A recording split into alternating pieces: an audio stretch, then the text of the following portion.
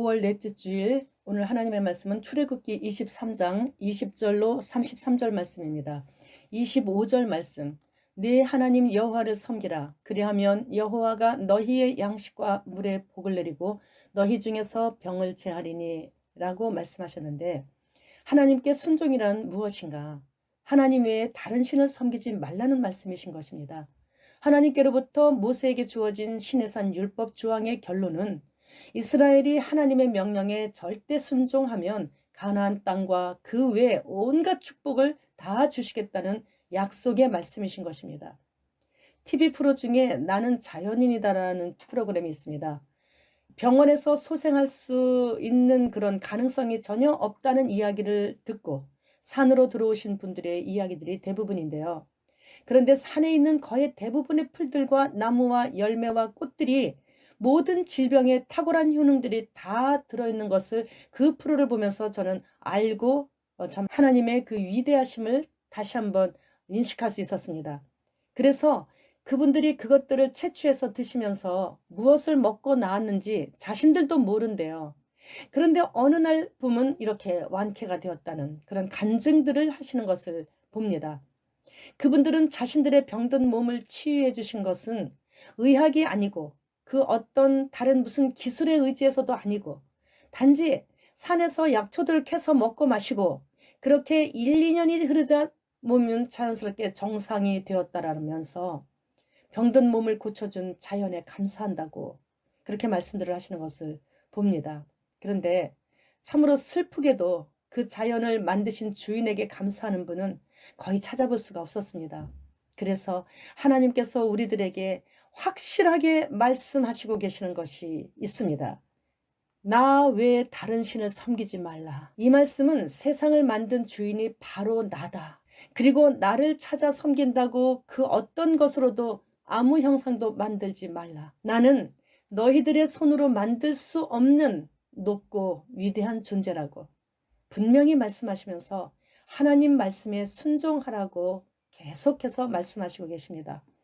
그렇게 하나님 말씀에 순종하면 결국엔 우리 인생살이의 가장 기본적인 걱정과 근심이 되게 하는 것을 없이 해주신다는 말씀이시죠. 사람이 먹고 사는 것만 해결이 된다면 그 무엇이 부러울까요? 게다가 전염병까지 제해 주신다니 이렇게 세상 편한 인생이 어디 있겠습니까? 지난 2년간 코감기로 인해서 독주사를 맞지 않으면 식당에도 못 가고 마트도 못 가고 운동도 못 하고 마스크를 하루 종일 쓰게 만들어서 자신의 숨을 내뱉고 또 다시 그 숨을 들이마시면서 수많은 질병들로 인해서 더 많은 그런 고생들을 하고 있습니다. 그러나 독주사를 맞은 사람들의 80에서 90%가 부작용으로 인해서 현재까지도 이유도 모르는 원인 모를 그런 병에 걸려 고통 가운데 있는 사람들이 많이 있습니다. 그럼에도 무지한 인생들은 돌과 나무와 금은 보석으로 각종 어떤 형상들을 만들어 세우고 추운 겨울에도 새벽부터 찬물에 목욕제게 하고 산 넘고 물 건너 험한 골짜기 지나 힘들게 찾아가서 사람의 손으로 만든 보지도 듣지도 생각하지도 움직이지도 못하는 그 돌덩이 우상 앞에 무릎 꿇고 절하며 자신의 목표 달성을 위해 두 손 모아 빌며 경배하고 숭배하고 있습니다. 하나님께서 우리에게 율법을 주신 것은 우리의 행복을 위해서 주신 것입니다. 22절, 23절 말씀. 네가 그의 목소리를 잘 청종하고 내 모든 말대로 행하면 내가 네 원수에게 원수가 되고 네 대적에게 대적이 될지라. 내 사자가 네 앞서가서 너를 아모리 사람과 헷 사람과 브리스 사람과 가나안 사람과 히윗 사람과 여부스 사람에게로 인도하고 나는 그들을 끊으리니 이렇게 말씀하시고 계십니다. 하나님께서는 하나님의 말씀을 귀담아 듣고 하나님께서 말씀하신 대로 잘 준행하면 이스라엘 백성들 그 사람들보다 천사를 더 먼저 가나안 땅으로 보내셔서 이스라엘의 대적들을 친히 다 끊어버려 주시겠다고 말씀하시는 것입니다. 제1계명을 확인시켜 주시는 것이죠. 나 외에 다른 신을 섬기지 말라. 이렇게 할 때 이렇게 해주시겠다는 말씀이에요. 하늘 아래와 땅 위에 오직 여호와 하나님만이 참신이시며 유일한 신이시고 그 외 모든 이방의 신들은 헛되고 거짓된 우상에 불과하므로 결코 숭배해서는 안 된다는 말씀이신 것입니다. 그리고 거기에 그치지 않고 거짓된 우상들을 모조리 때려 부수어서 철저히 제거하라는 명령이신 것입니다. 그리할 때 하나님께서 내려주시는 복은 우리 인생살이의 가장 큰 복인 날마다 일용할 양식과 질병 없이 건강한 삶을 보장해 주신다는 말씀이십니다. 이 말씀은 현대를 살아가는 우리들에게 주시는 교훈의 말씀이십니다. 우리가 사탄 마귀를 대적하여 승리하는 길은 오직 사탄의 견고한 진을 쳐부수는 것인데, 그것은 혈과 육으로 되어지는 것이 아니고 하나님의 사람으로서 가장 기본적인 거룩과 하나님을 경외함으로 인하여 하나님의 말씀이시라면 무조건 이해하며 순종할 때 이루어질 수 있는 것입니다. 33절 말씀. 그들이 네 땅에 머무르지 못할 것은 그들이 너를 내게 범죄하게 할까 두려움이라. 네가 그 신들을 섬기면 그것이 너의 올무가 되리라. 하나님 자리에 우상을 놓게 되는 것은 이방 민족들이 계속해서 가나안 땅에 머무를 때 일어나게 되는 일입니다. 자신의 아버지를 아버지라 부르지 못하게 되고 있지도 않은 허무한 어떤 존재의 형상을 만들어 그것을 아버지라 부르게 되는 그런 결과를 초래하게 되기 때문에 하나님의 진노를 피할 수가 없게 되어 마침내 비참한 종말을 맞이하게 될 것이기 때문이죠. 이스라엘 백성들은 하나님께서 이미 정하시고 선택하신 하나님의 언약 백성들입니다. 그래서 이집트에서 430년간 종살이하던 이스라엘 백성들을 하나님의 때에 출애굽시키시고 광야 40년을 거치면서 오직 하나님만이 유일신이심을 증거해 보이셨고, 가나안 땅에 들어오기도 전에 하나님께서 이렇게 여호와의 사자를 백성들 앞서 미리 보내사 가나안의 이방 족속들을 다 끊어버려 주시고 아브라함과의 약속을 통해 아브라함의 자손들에게 그 땅을 다시 허락해 주시겠다고 말씀하시는 것입니다. 28절 말씀. 내가 왕벌을 네 앞에 보내리니 그 벌이 히위 족속과 가나안 족속과 헷 족속을 네 앞에서 쫓아내리라.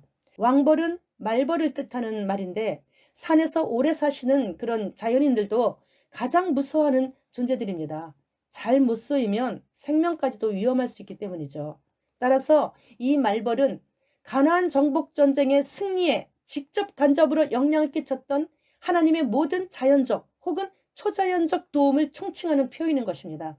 이 말씀처럼 그렇게 하나님께서 우리 한 사람 한 사람에게도 이렇게 하나님의 그런 초자연적인 도움을 통해 현재 우리 모두가 다 여기까지 올 수 있었던 것을 기억해야 합니다.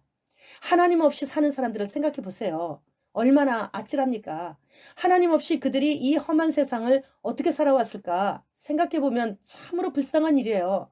그래서 그들은 오로지 자신의 힘과 능력으로만 헤쳐나와야 하기에 도덕적으로나 윤리적으로 경건할 수 없이 그럴 수가 없어요. 그래서 다른 사람을 등에 업고 때로는 다른 사람의 등을 밟고서라도 먹고 사는 그런 일을 위하여 그렇게 살아왔고 또 계속해서 그렇게 살아가고 있을 뿐입니다. 이스라엘 백성들은 그런 하나님의 언약을 어기고 결국 가나안 사람들과 통혼하며 동화되어 그들이 섬기는 우상들의 신당들을 찾아다니며 난잡하게 가늠하게 됨으로 인해서 더 이상 약속의 땅에서 그들 스스로가 끊어내지를 못하게 되는 그런 우상을 섬기는 범죄를 행했기 때문에 결국 바벨론의 포로로 끌려가게 된 것이었죠. 그래도 그렇게 바벨론의 포로로 끌려가게 된 것이 얼마나 크신 하나님의 자비와 은혜인 줄은 나중에 깨닫게 되는 것입니다.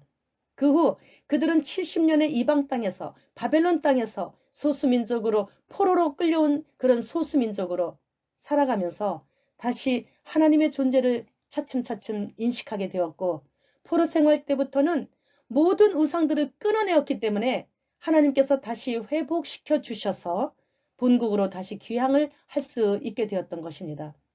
현재 마귀의 포로가 되어 살고 있으면서도 자신만 모르고 그리고 또 그 이유도 모르고 아무튼 갖가지 수많은 그런 고통들을 겪으면서 살고 있는 사람들이 얼마나 많이 있는지 모릅니다. 이제는 하나님 앞에서 내 마음들을 들켰다고 생각하지 말고 미리미리 자수하여 나의 악한 생각들과 나의 미련한 행동들을 제거시켜 달라고 간절히 기도하여 하나님께서 앞서 인도하시는 평탄한 삶을 살아야 그래야만 하나님께 영광이 되는 것입니다. 하나님께서 말벌을 우리 인생길 앞에 앞서 보내셔서 우리 인생의 걸림돌이 되는 것들을 쫓아내 주시는 그러한 주 예수 그리스도를 직접 개인 만나야 하는 것입니다.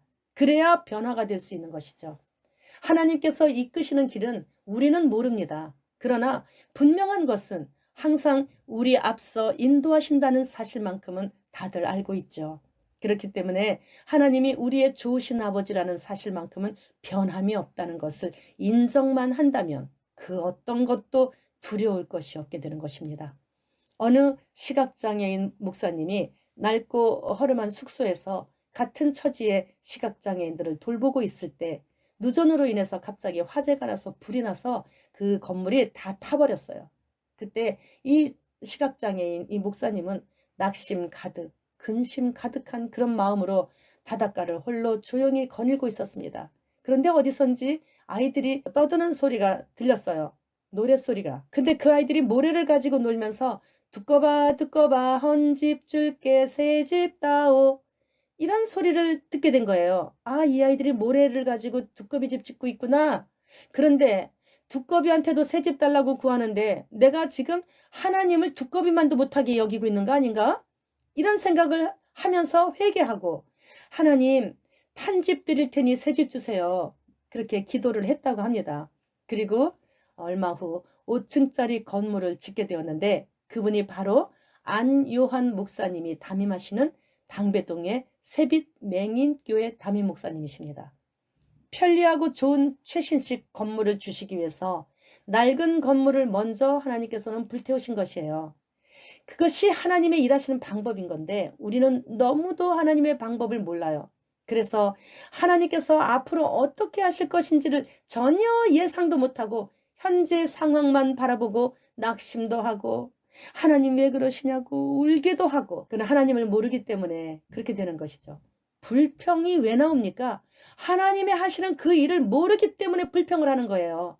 우리는 지금 현재 우리에게 어떤 안 좋은 그런 상황에 처해진다 할지라도 무조건 기도할 때 하나님은 잘하셨습니다. 하나님 하시는 건 무조건 옳습니다라고 기도를 해야 되는 거예요. 우리 하나님은 절대 실수하시지 않으시는 분이시고 후회가 없으신 전지전능하신 만물을 창조하신 유일하신 하나님이신 것입니다. 우리에겐 이와 같이 우리 앞서 행하시는 전지전능하신 하나님이 계신다. 그 하나님께서는 우리 앞서 말벌을 보내셔서 귀찮고 번거로워하는 모든 거치는 것들을 쫓아내 주셔서 우리를 편안하고 안전하게 이끄시는 하나님이 계신다. 이렇게 우리는 믿고 살면 두려울 것도 없고 걱정할 것도 없고 불안할 것도 없고 입에서 왜 불평이 나오겠습니까? 그저 무조건 범사에 감사라 하신 그 말씀만 생각나서 눈물을 흘리면서도 감사합니다 하나님 그 기도밖에 할 수가 없어요. 우리가 하나님보다 돈이나 이성 간의 사랑이나 세상 문화를 더 따르거나 소중히 여기게 된다면 바벨론의 포로, 즉 사탄의 포로가 되는 것이죠. 자유를 잃어버리는 것이죠. 이제는 마지막 때입니다. 믿지 않는 자들도 다 알고 있는 마지막 때입니다. 이제는 그래서 다시 회복할 수 있는 시간도 기회도 이제 점차 사라지게 됨으로 인해서 영원한 마귀의 포로로 마귀와 함께 마귀의 처소로 같이 떨어지게 되기 때문에 이제는 진짜 근신하며 깨어 있어야만 하는 때인 것입니다. 근신하고 깨어 있는다는 것은 바로 하나님의 거룩한 품성을 담는 것이고 경건한 삶을 사는 것입니다. 예쁜 여자들은 남자들의 시선을 의식하여 더 예뻐 보이고 싶어서 성형을 하고 섹시한 옷차림과 아주 멋진 그리고 자기의 그 본 모습이 나타나지 않을 정도의 짙은 그런 화장으로 포장하지 않아야 하는 것입니다. 돈 많은 남자들은 돈으로 여자를 유혹하려고 뭐 차나 집이나 이런 것을 멋지게 그렇게 포장하지 않아야 하는 것입니다. 그의 생각하는 모든 것과 마음에 담아두는 모든 것들이 모두 다 우리 예수 그리스도 오직 그분만이 내 앞길을 미리 치워주시며 나를 안전히 거하게 하시는 하나님이시기 때문에 가득 내 마음에 채워야 하는 것입니다. 그 후에야 비로소 내 앞길에 거치는 것들이 말끔히 치워지게 되고 영혼만 잘 되는 것이 아닌 내 육의 일들도 그때부터 비로소 형통하게 되는 것입니다. 거룩만이 능력입니다. 거룩하지 못한 생각과 언행으로 인해서 자신의 사랑하는 가족들까지 고통을 함께 당하는 것임을 분명히 깨달아야 됩니다. 거룩을 습관화하기 위해서는 하루하루를 힘쓰며 주 예수 그리스도 계시는 하늘 도성에 우리가 도달할 수 있게 되는 것입니다. 이것이 바로 공중에서 신랑 되신 예수 그리스도를 만날 수 있는 유일한 길입니다. 거룩만이 주 예수 그리스도의 신부가 될 수 있는 휴거 신부가 되는 것입니다. 거룩입니다. 거룩. 주님 지금 오시고 계십니다. 시간이 없습니다. 마라나타.